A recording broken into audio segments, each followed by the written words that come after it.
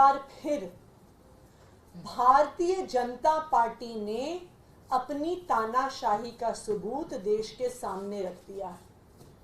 आज एक बार फिर भारतीय जनता पार्टी और प्रधानमंत्री नरेंद्र मोदी जी को जो अरविंद केजरीवाल जी से और आम आदमी पार्टी से डर लगता है, उसका सबूत उन्होंने देश के सामने रख दिया।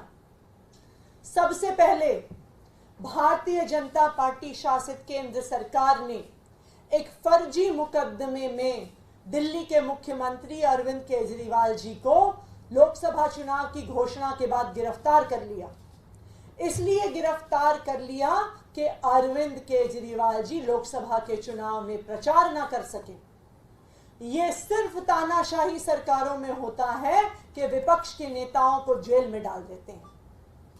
तानाशाही सरकारों में यह भी दूसरा लक्षण होता है कि विपक्षी पार्टियों को प्रचार करने से रोका जाता है। और आज यही हुआ है। भारतीय जनता पार्टी के एक और राजनीतिक हथियार इलेक्शन कमीशन ऑफ इंडिया ने अपने इस पत्र के माध्यम से आम आदमी पार्टी के कैंपेन सॉन्ग पर रोक लगा दी है।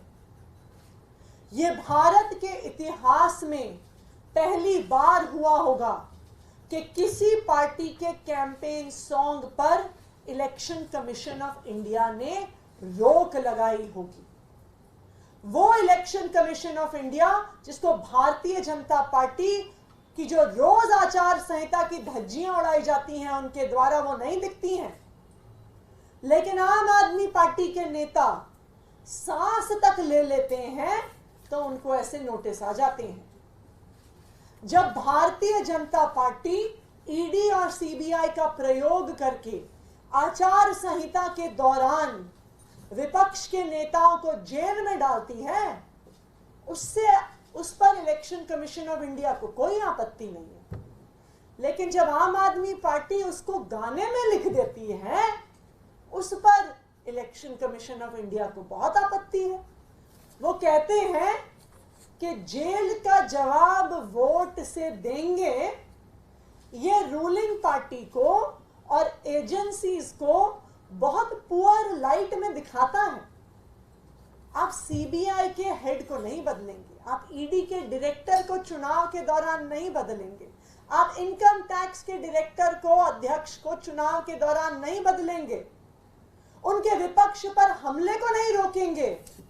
लेकिन अगर कोई प्रचार में कह दे कि झूठी गिरफ्तारियां हो रही हैं, तो ईसीआई को उससे ऑब्जेक्शन है। जब भारतीय जनता पार्टी की वॉशिंग मशीन चलती है, जब भारतीय जनता पार्टी में एक एक करके जो विपक्ष के नेता जाते हैं, उनके ईडी के, सीबीआई के, इकोनॉमिक ऑफेंसेस विंग के, एंटी करप्शन ब्यूरो के केस बंद हो जाते हैं, उसमें इलेक्शन कमीशन ऑफ इंडिया को कोई आपत्ति नहीं है। लेकिन अगर उसके बारे में कैंपेन सॉन्ग में जिक्र हो जाता है तो उस पर इलेक्शन कमीशन ऑफ इंडिया आपत्ति जताता है, कहता है कि ये बात तो अपने कैंपेन में, प्रचार में इस्तेमाल करना गलत है। तो भारतीय जनता पार्टी तानाशाही करे वो सही है, उस तानाशाही के बारे में कोई प्रचार करे वो गलत है। और सबसे मजेदार बात, आम आदमी पार्टी का कैंपेन सॉन्ग जेल का जवाब वोट से देंगे, उस पूरे गाने में कहीं पर भी भारतीय जनता पार्टी का नाम नहीं है। लेकिन इलेक्शन कमीशन ऑफ इंडिया कहता है कि अगर आप तानाशाही की बात करते हैं, this is a criticism of the ruling party.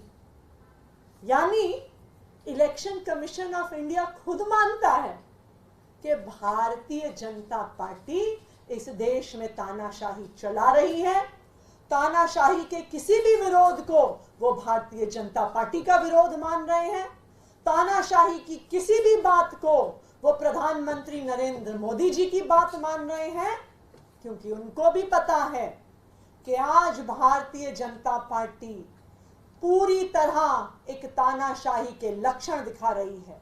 जिस तरह से ईडी और सीबीआई का प्रयोग करके विपक्ष के नेताओं को जेल में डाला जा रहा है, जिस तरह से कांग्रेस पार्टी का बैंक अकाउंट सील किया, और जिस तरह से अब आम आदमी पार्टी के प्रचार को रोका जा रहा है, ये साफ साफ दिखा रहा है कि आज इस देश का लोकतंत्र खतरे में है और आज भारतीय जनता पार्टी ने इस देश को तानाशाही बना दिया।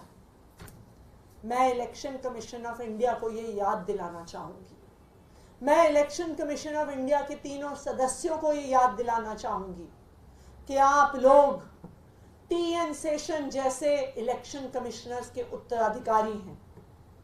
टीएन शेषन जी को इतने सालों बाद भी याद किया जाता है क्योंकि उन्होंने भारत में फ्री एंड फेयर इलेक्शंस को एक नई ऊंचाई पर पहुंचाया। मैं आज के इलेक्शन कमिश्नर से ये अपील करती हूं, मैं चाहती हूं कि ऐसा ना हो कि कुछ साल बाद 2024 के इलेक्शन को याद किया जाए कि ये वो इलेक्शन था जिसमें भारत का लोकतंत्र खत्म हो गया। ये वो इलेक्शन था जिसमें election commission of India neutral नहीं रही।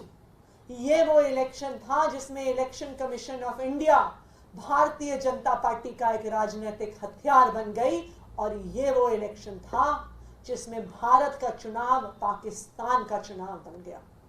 तो मैं इलेक्शन कमीशन ऑफ इंडिया से ये अपील करूंगी कि जो भारतीय जनता पार्टी रोज आचार संहिता की धज्जियां उड़ा रही हैं, उस पर भी ध्यान दीजिए और विपक्ष का प्रचार रोकने का जो आप काम कर रहे हैं उस काम को बंद कीजिए। धन्यवाद। मैम, ये सॉन्ग क्या वापस लेने के लिए बोला गया है या फिर उसको क्या शब्द हटाने के लिए बोला गया, और एक्शन मतलब क्या होगा, कब तक करना? देखिए, हम इसका जल्द से जल्द जवाब देंगे।